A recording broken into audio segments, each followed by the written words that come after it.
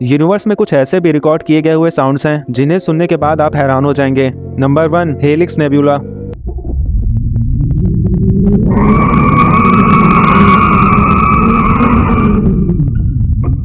Number 2, जब दो black holes आपस में कोलाइड करते हैं तब उनके कोलिजन का साउंड कुछ इस तरीके का होता है।